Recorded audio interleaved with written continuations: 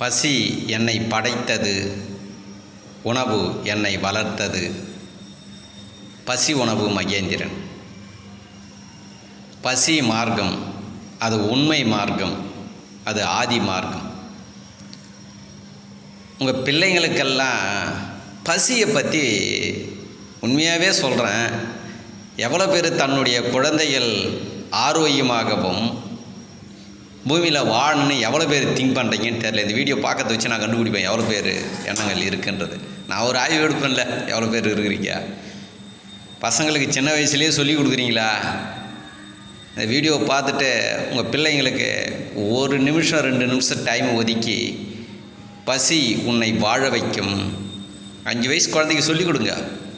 பசித்து சாப்பிடு, பசி எடுத்தால் தான் சாப்பிட்ணும், பசி இருந்தால் தான் ஆரோக்கியமாக வாழ முடியும், பசி இல்லாமல் சாப்பிடக்கூடாது. புரியுதுங்களா? பசி பசி பசி பசி பசி எது வாழ வைக்குதோ அதை வச்சு அதை சொல்லி கொடுங்க. புரியுதுங்களா? சின்ன வயசுலேருந்து அந்த குழந்தைய வளர்த்துன்னு வந்து பாருங்களேன். ஒரு காலகட்டம் அந்த குழந்தை ஆரோக்கியமாக வாழும் பொழுது பசி உணவு மகேந்திரன் சொன்னால் செஞ்சேன். ஆனால் இன்றைக்கி தாங்க தெரியுது, இத்தனை ஆண்டு காலம் நாங்கள் ஏமாந்துட்டோங்க.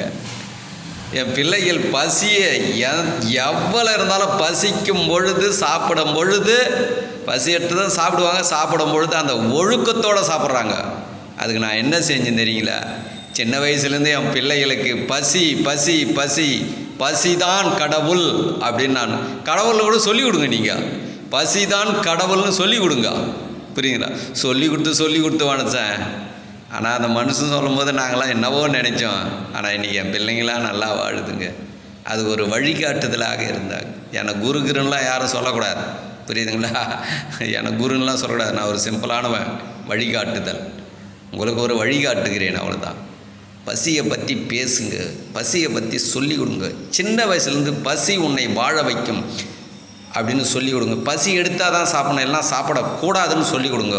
அந்த குழந்தை நலமோடு வாழ வைக்கும். இதுதான் நீங்கள் செய்த முதல் தர்மம். நன்றி, மகிழ்ச்சி.